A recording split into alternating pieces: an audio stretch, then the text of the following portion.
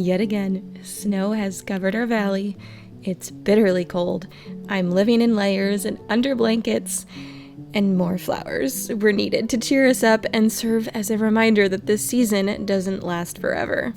That and Valentine's Day is just around the corner, although we don't fuss much over that. We never really have.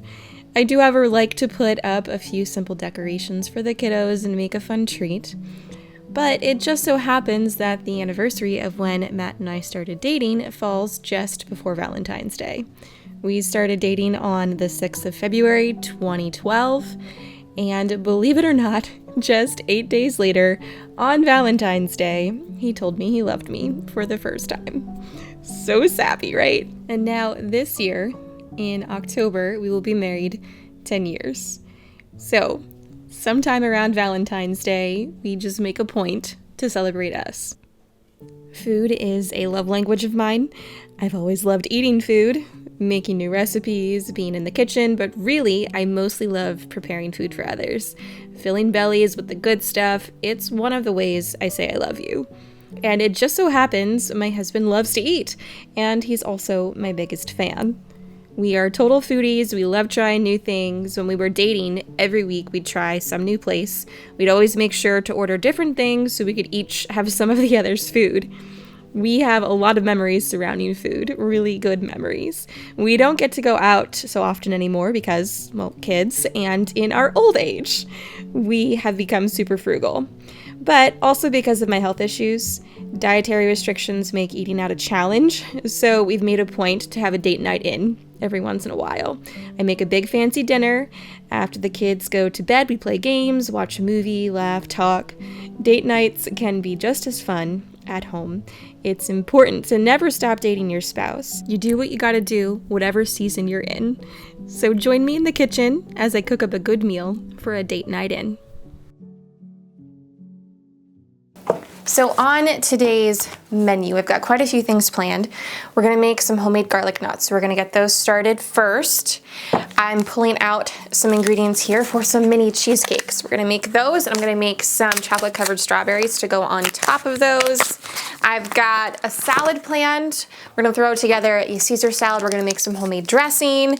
I've got a really yummy pasta dish. We're gonna do some steak gorgonzola that you can customize just in case you don't like gorgonzola cheese. And I'm also gonna make some slice and bake Valentine's cookies for the kiddos to do a bit later. So I'm gonna grab some ingredients and we're gonna get started. So if you know me, you know I'm pretty passionate about non-toxic living. I want to keep my family as healthy as possible. And I put a lot of effort and hard work into that through growing as much of our own food as possible, stretching our budget to allow for purchasing of higher quality ingredients where I can't grow those things, preserving all of the food. And then when it comes to preparing everything, I want to make sure that I am preparing it in something that is not going to leach toxic chemicals like PTFE and PFAs. I don't want that stuff in our food. That kind of defeats the purpose of all my hard work. So slowly, I have been switching out all of the things in my home to better options, but more recently, I've been looking for healthier options for my cookware, my pots and my pans, and Caraway has been helping me do that. I shared before, this is their enameled cast iron set, which I love. I use it heavily, and it has been amazing, but more recently, I have started using their ceramic line, which is awesome. If you are not familiar with Caraway, Caraway is a non-toxic kitchenware brand. They offer a whole bunch of high-quality kitchen essentials, like these pans here.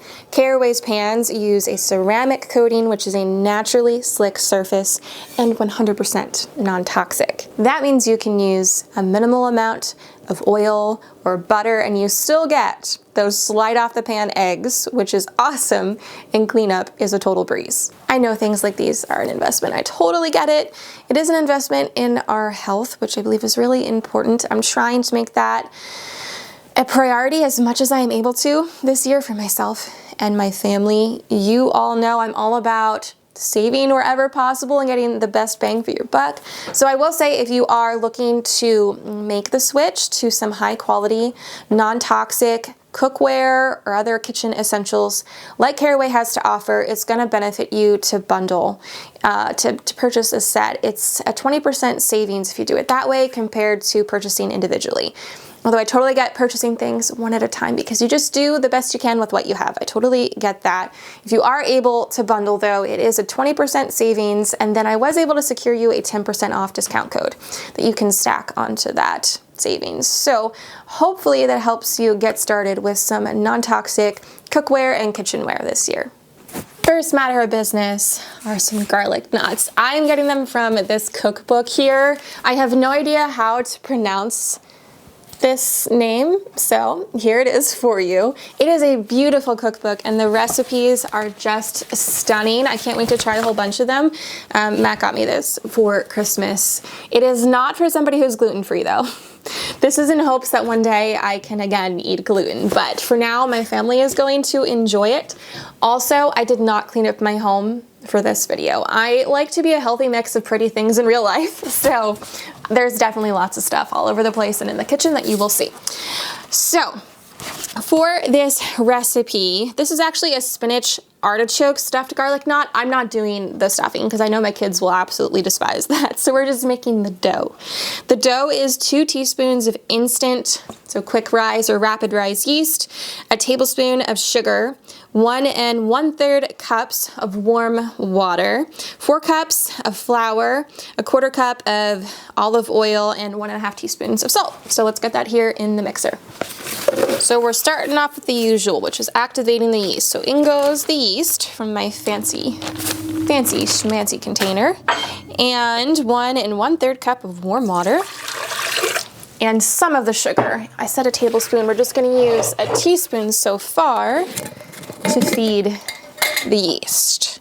Give that a stir and just give it like 3 to 5 minutes until it activates. All right, we've got bubbles. So now we add the rest of the sugar, our flour, our olive oil, our salt.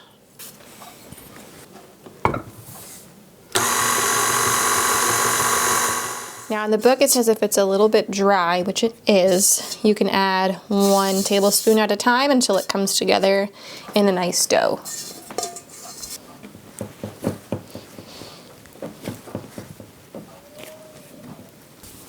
I just needed for a little bit to bring the dough together, and I'm going to cover it with a towel, let it rest for about 15 minutes, and we'll come back and we'll knead it some more.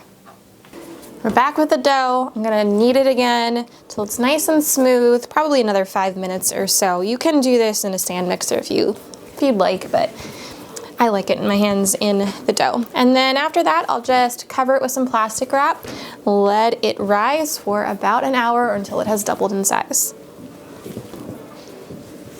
I'm gonna move on to the mini cheesecakes now. So I've got some graham crackers going into this bag here. I'm gonna crush them up, and we need 2 cups of graham cracker crumbs.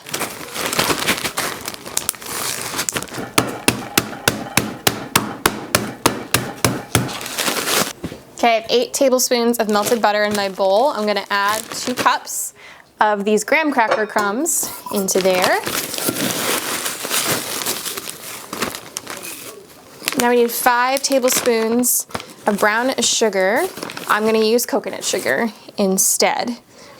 So you might be wondering, what are you gonna eat for this dinner, Kelsey? And I am gonna have a modified version of the pasta. I'm gonna make some gluten-free pasta for myself.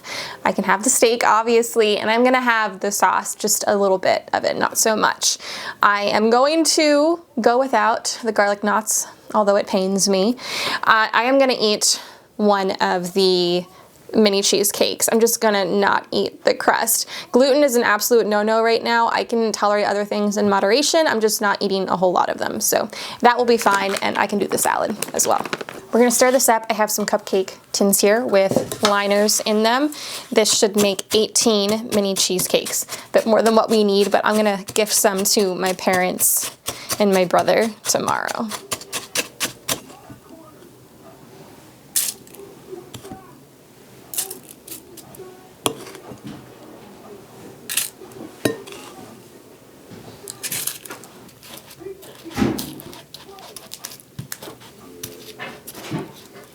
Now for the cheesecake filling, you want to make sure all of your ingredients are room temperature. If they're not, it's going to take a bit longer for things to incorporate when mixing, and then you can get a bunch of air into your batter. You don't want that. It's going to cause some sinkage in your cheesecakes. They'll sink in the middle and they could also crack. So make sure they're room temp, or you could also throw them into the microwave for a little bit. And sorry for all the background noise. My child is watching a TV show and the bunny is throwing her bowls. So I have 16 ounces of room temp cream cheese going in here. I'm going to add 2/3 cup of sour cream. Okay, sour cream going in. And I've had these sitting out, but they still feel a little bit hard. So I'm gonna just throw these into the microwave for just a couple seconds. Okay, that's heated up a little bit. We're gonna add 2/3 cup of sugar. Stir these well together.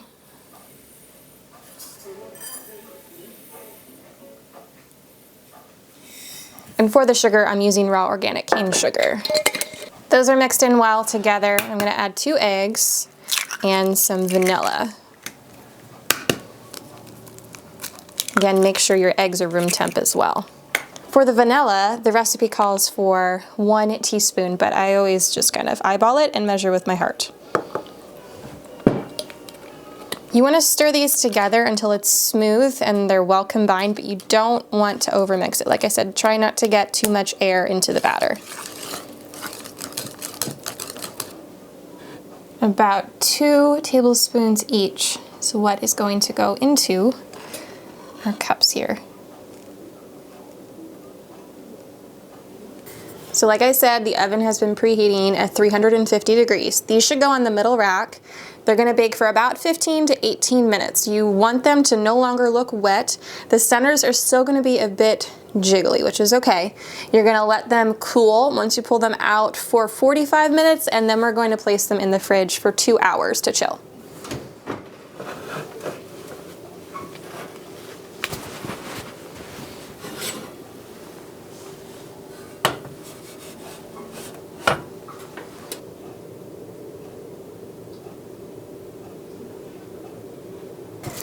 Back to our garlic knots. The dough has risen nicely. I'm gonna get it out of the bowl here. And we're going to divide this into about 60-gram portions. So I've got, well, I had my handy dandy scale, hold on. Okay, I have no idea what 60 grams looks like, so we're gonna find out. I'm gonna cut it in half first. Let's see what this is. Okay, that's 120. So cut this in half. 61, perfect. So this size here, is it focusing on it? I think so. This size here is what you are after. So I'm gonna get a bunch right around this size. So we're just gonna pull the dough out, we roll it a little bit. We want an 8 to 10 inch long rope, just long enough to tie a knot.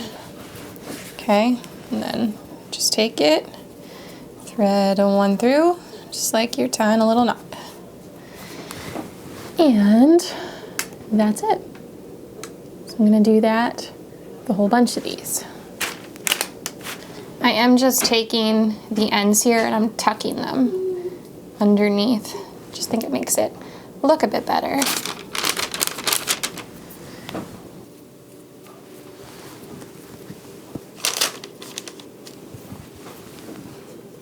I'm gonna start prepping the meal now.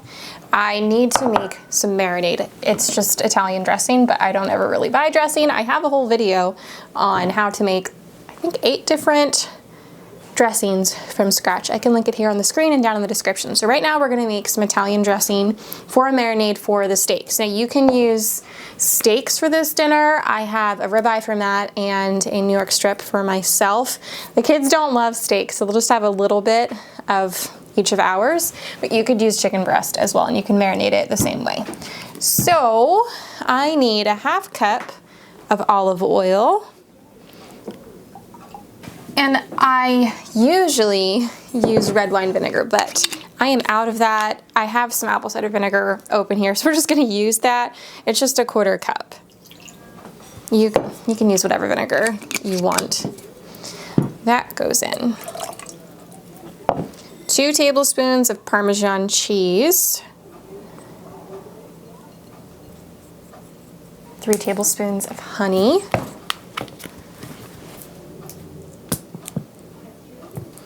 Just 2 teaspoons of lemon juice. You can use bottled or fresh.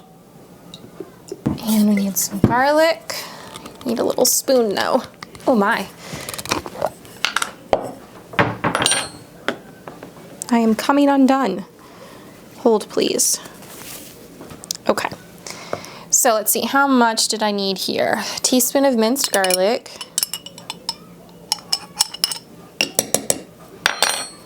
And then of course, Italian seasonings and some salt. We're gonna do 1.5 teaspoons of Italian seasoning blend. And where is my salt? Just a pinch of salt, probably 1/4 teaspoon. And then we just mix this up. You can throw a lid on and shake it. I'm just gonna mix it because I'm gonna pour it right out here into a container and we're gonna get the steaks marinating. Now I'm gonna take my steaks here and I'm going to cut these into 3 or 4 pieces, somewhere around 2-3 ounces a piece. You need at least a cup of dressing, FYI, if you are not making your own.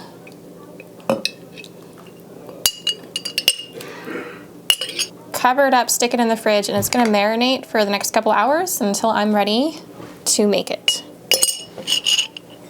Now the garlic knots are ready to go into the oven, and I am going to make like a butter / egg wash topping for them. So I have an egg scrambled up in here with a 1/4 teaspoon of honey.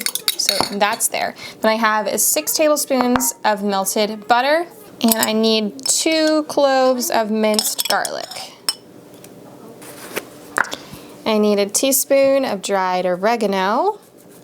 Put that in. And a pinch of salt, about a 1/4 teaspoon. Now to the egg mixture, we're gonna add about a tablespoon, a little less than a tablespoon, to it. Mix that up, and then this is gonna get brushed over the tops of the garlic knots. And then when they come out of the oven, you put the rest of the garlic butter on them.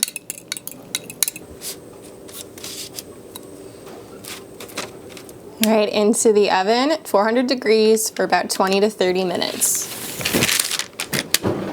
Now to prepare the salad dressing for our Caesar salad. So my recipe is as follows. I'm doing 2 cloves of minced garlic, and again, I need a spoon.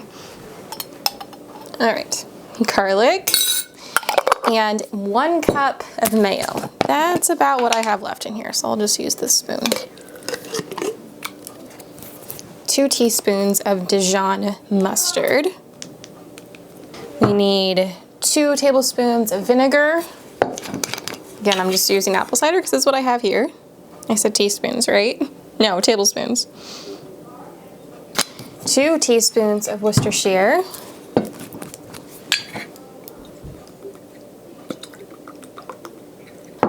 Half cup freshly grated Parmesan cheese. Oh, this might not be big enough.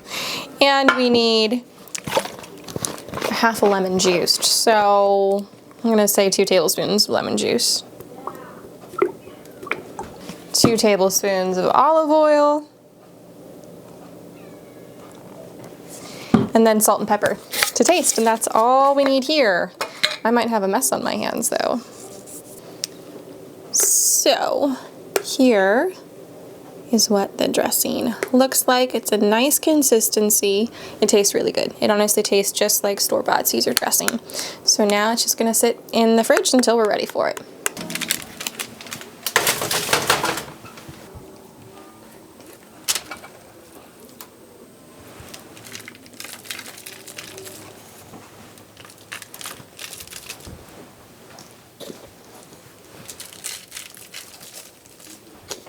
And Dad, Mom, why do we need these? Because we're gonna make red hearts. This is dye free, so it's okay for us. Or we're gonna put that out of reach. What do you think we need? This. Salt, we might, but not a whole lot. So let's see how much. I'm gonna get that spoon. You are? Yeah. On to do the first. Okay, you wanna dump that again? Wait. Whoa. All right, we got our butter and our sugar. Let's stir that up. Shit up. Okay, thanks. Look at these pretty eggs. See how speckles? I want to open that one. I don't want to crack it. You want to crack it? Okay, be gentle with it, not too hard. Okay, a little bit harder than that. Okay, now you gotta take your fingers. You gotta put your fingers in there and pull it apart. Do you want to try that? I can't. You can. I can't. Here, put it over them. I can't. I'll help you. do that. I'll help you. You want mommy to do it or you want to try? So, Me do it? and I Okay. do the Watch my fingers. See, I'm gonna push in and pull. Oh. Put them close together. Close together. Okay, and push in and then pull. There we go. Good job. So these are just gonna be some slice and bake cookies. You can make these with any shape you want. I'm doing hearts here for Valentine's Day. I will have a recipe for you down in the description. So this is just a basic sugar cookie recipe. 1/3 of it gets dyed pink or red, whatever you want. I used dye-free coloring from Watkins. I got it off Amazon. I can link it in the description. So the other 2/3 just stays regular sugar cookie dough. You put that into the fridge to harden up. I took the pink and I put that into the freezer. You want it as firm as possible where you can still roll out so that way the hearts maintain their shape. Then you're just going to take them, tiny bit of water on each one, and stack them together to make a big heart log. This gets wrapped up and put in the freezer again until it's nice and solid. Then you bring it back out, you start applying some of the regular sugar cookie dough to the outside, just little pieces at a time until it's fully covered. Roll that back and forth until you have a nice log, throw it back in the freezer, and then when you pull it out, it'll be ready to slice and you'll have your slice and bake cookies. So much better for you than the Pillsbury ones you can get at the store, and really not hard to make. The kids had fun doing these with me. So we slice them up, stick them in a 350-degree oven for about 10 minutes, and here is the finished result.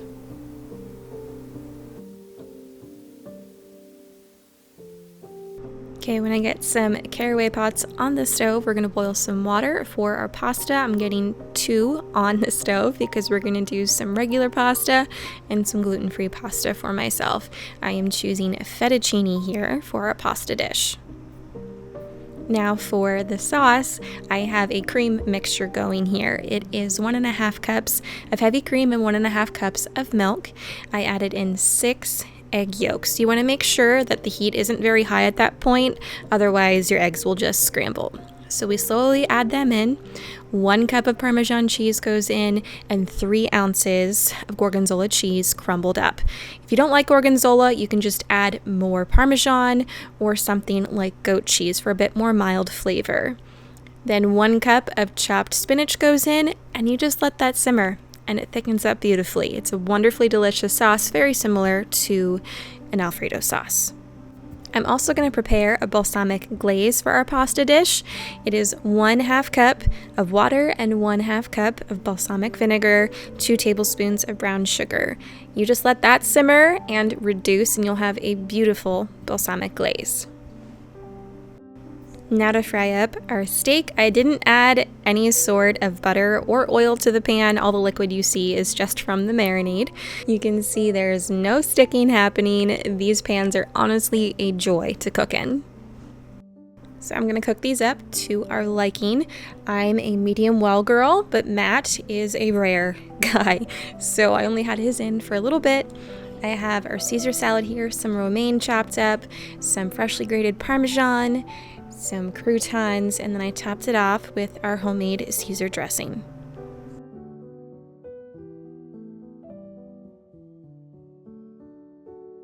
For a fun little treat, I planned a special drink. This is a mocktail margarita This mixture is some fresh strawberries, lime juice, honey, and orange juice. Put that into your glasses and you top it off with either a club soda. I used a lime infused sparkling water, or you could even use a ginger beer. And I used some sugar to sugar the rims just to make it look a little bit more fancy for our date night. Dinner is ready to be plated up. I have my fettuccine, my spinach gorgonzola Alfredo sauce, some freshly grated Parmesan cheese, our steak, and then we're going to drizzle the top with our balsamic glaze.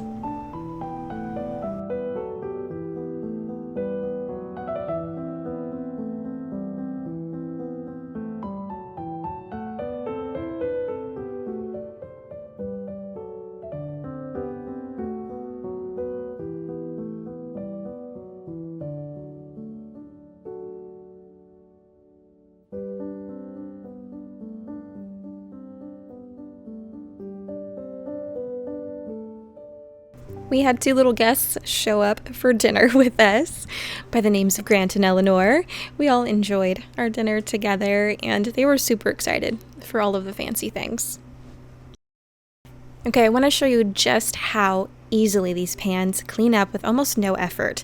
So I used to not like making balsamic glaze because it was a sticky, stuck-on mess and it would take a long time of soaking and then scrubbing to get it clean. All I had to do here was just quick put some water in the pan. I have a sponge with a little bit of soap and it took me like 15 seconds to get this completely clean. Look at that. Beautiful. Don't forget to check out Caraway. I have a link down in the description as well as my discount code. You can use that code on anything on their site and get yourself started this year with some non-toxic kitchenware. We finished off the evening with some mini cheesecakes. We all loved these.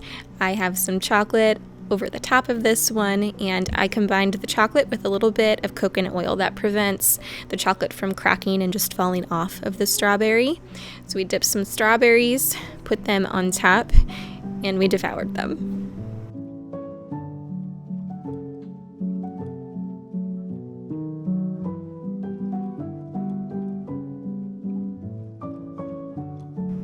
After the kiddos went to bed, Matt and I played some board games. This is Blockus. It's one of our favorites. We're both pretty competitive, all in good fun, and we always end up laughing a whole bunch while we're playing. Of course, we end up over on the couch, snuggled up, watching something. This evening, we watched Dirty Civilian and how to create booby traps. We have a very wide array of things that we watch, but this is one thing we enjoy together. Thanks so much for hanging out with me, friend, in the kitchen today as we prepared a fancy meal for our date night in. I hope you enjoyed and got a little bit of inspiration along the way. Don't forget to give this video a thumbs up. Let me know how you're doing down in the comments. Any questions or just a simple emoji. Little things like that help get this video out to more people through engagement, and I really appreciate it. You all have a blessed week, and I will see you next time. Take care.